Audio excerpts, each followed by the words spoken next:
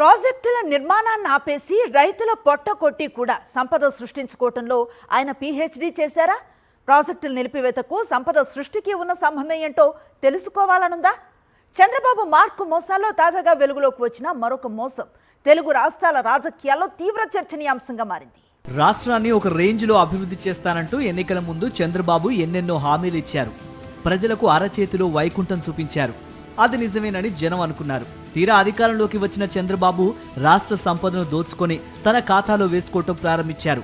అన్ని వర్గాల ప్రజలను గాలి కుదిరేశారు. ఆఖరికి అన్నదాతల్ని కూడా వదలట్లేదు. వ్యవసాయంలో తీవ్రంగా నష్టపోయి అలో లక్ష్మణ అని రైతులు వేడుకుంటున్నా వారి గోడు పట్టించుకోవటం లేదు. రాయలసీమ ఎత్తిపోతల పథకాన్ని సీఎం చంద్రబాబు నిలిపేశారు. కరువు ప్రాంత ప్రజలకు మరణ శాసనం రాశారు. వారి జీవితాలను బలిపీఠం మీదకు నెట్టారు. అయితే ఇదంతా తెలంగాణ అసెంబ్లీలో ఆ రాష్ట్ర ముఖ్యమంత్రి రేవంత్ రెడ్డి చెప్పేంత వరకు ఎవరికీ తెలియదు.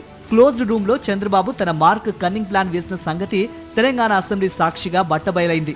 బాబు మార్కు మోసం గురించి తెలిసాక రాయలసీమ ఒక్కసారిగా ఉలిక్కిపడింది. ఇప్పటి వరకు రాయలసీమ ఎత్తిపోతల పథకం పనులు నిలిపివేత వెనుక ఇంకేమైనా కారణాలున్నాయేమోనని, కోర్టు కేసులు, ఆర్థిక సమస్యలు, ఎన్జీటీ వ్యవహారాలు ఇలాంటివేవైనా ఉన్నాయేమోనని సీమవాసులు భావించారు. కానీ దీని వెనుక పెద్ద కుట్ర ఉందన్నది రేవంత్ ప్రకటనతో తేలిపోయింది. అంటే తెలంగాణలో తన శిష్యుడి రాజకీయ ప్రయోజనాల కోసం చంద్రబాబు తాను పుట్టి పెరిగిన రాయలసీమను తాకట్టు పెట్టేశారన్నమాట. చంద్రబాబు కుట్ర గురించి తెలిసాక రాయలసీమ రగిలిపోతోంది. చంద్రబాబుతో తాడోపేడో తేల్చుకునేందుకు రైతు సంఘాలు ఆందోళన బాట పట్టాయి. వైఎస్ఆర్సీపీ నేతలు ఇప్పటికే ఆ ప్రాంతాన్ని పరిశీలించడం మొదలుకొని అనేక రూపాల్లో ఆందోళనలు చేస్తున్నారు. కానీ ఇంతవరకు చంద్రబాబు నోరు మెదపలేదు. అడ్డంగా దొరికిపోయిన బాబు బిత్తర చూపులు చూస్తూ కూర్చున్నారు. అయితే డ్యామేజ్ కంట్రోల్ కోసం మంత్రి నిమ్మల రామానాయుడిని రంగంలోకి దింపారు. రాయలసీమ ప్రాజెక్టుల కోసం ఇప్పటి వరకు తాము 8,000 కోట్ల రూపాయలు చెల్లించామని అన్నారు. అయితే అంత సొమ్ము చెల్లించడం వెనుక రాయలసీమ ప్రాంత ప్రజల మీద, అక్కడి ప్రాజెక్టుల మీద ప్రేమ ఎంత మాత్రమూ కాదనే వాస్తవాలు వెలుగు చూస్తున్నాయి. గతంలో జగన్ హయాంలో జరిగిన పనులకు సంబంధించిన బిల్లుల్నే ఇప్పుడు చెల్లించారు. అది కూడా పెద్ద ఎత్తున కమిషన్లు దండుకునేందుకు మాత్రమే బిల్లులు చెల్లించారే తప్ప రాయలసీమ ప్రాంత ప్రజల మీద ప్రేమ కాదని వైఎస్ఆర్ కాంగ్రెస్ పార్టీ విమర్శించింది. మీరు 8,000 కోట్లు ఖర్చు పెట్టాము రాయలసీమ ప్రాంతంలో ఉన్నటువంటి ఇరిగేషన్ ప్రాజెక్టులకని మీరు చెప్పారు.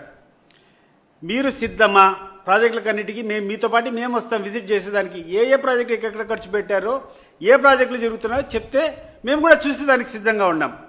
రాయలసీమ లిఫ్ట్ ఇరిగేషన్ ఆగిపోయింది.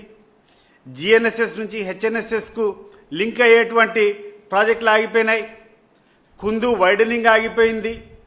పోతిరెడ్డిపాడు దగ్గర నుంచి ఆ తర్వాత జిఎన్ఎస్ఎస్ గండికోట వరకు వచ్చేటువంటి వైడనింగ్ పనులన్నీ ఆగిపోయినాయి. టన్నెల్ పనులు ఆగిపోయినాయి. ఏ పనిని చేశారండి మీరు రాయలసీమలో?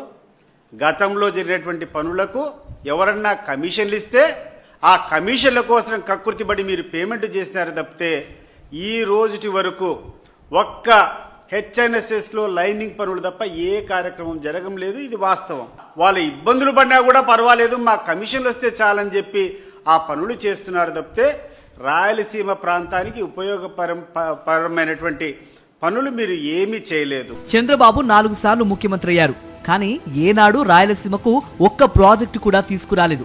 తాను పుట్టి పెరిగిన ప్రాంతానికి కూడా మేలు చేయని ఏకైక నాయకుడు ఎవరైనా ఉన్నారా అంటే అది చంద్రబాబు మాత్రమే అని పార్టీలకు అతీతంగా సీమ నేతలు అభిప్రాయపడుతున్నట్టు చర్చ జరుగుతోంది. రాయలసీమ ప్రాంత ప్రజల పాలిట సైంధవుడిగా మారిన చంద్రబాబు జగన్ హయాంలో ప్రారంభించిన లిఫ్ట్ పనులను కూడా పూర్తిగా ఆపేయించి తన నైజాన్ని చాటుకున్నారు. పైపెచ్చు మంత్రి నిమ్మలను తెర మీదకు తీసుకొచ్చి అసలు జగన్ హయాంలో ఏ పనులు జరగలేదని, తాము అధికారంలోకి వచ్చాక 8,000 కోట్ల రూపాయల బిల్లులు చెల్లించడంతో పాటు పనులు ముమ్మరం చేశామని అబద్ధాలు చెప్పి దొరికిపోయారు. దీని మీద చర్చకు వచ్చే దమ్ముందా అని వైఎస్ఆర్సీపీ నేత సతీష్ రెడ్డి సవాల్ చేశారు. ఆల్ పార్టీ మీటింగ్ పెట్టాలని ఆయన డిమాండ్ చేశారు. సార్, నిన్న మీరు కూర్చొని మీ ప్రభుత్వం వచ్చినప్పటి నుంచి అంటే 2024లో తెలుగుదేశం పార్టీ కూటమి ప్రభుత్వం వచ్చినప్పటి నుంచి రాయలసీమ ప్రాజెక్టుల కోసం 8,000 కోట్లు మీరు ఖర్చు పెట్టామని మీరు చెప్తున్నారు.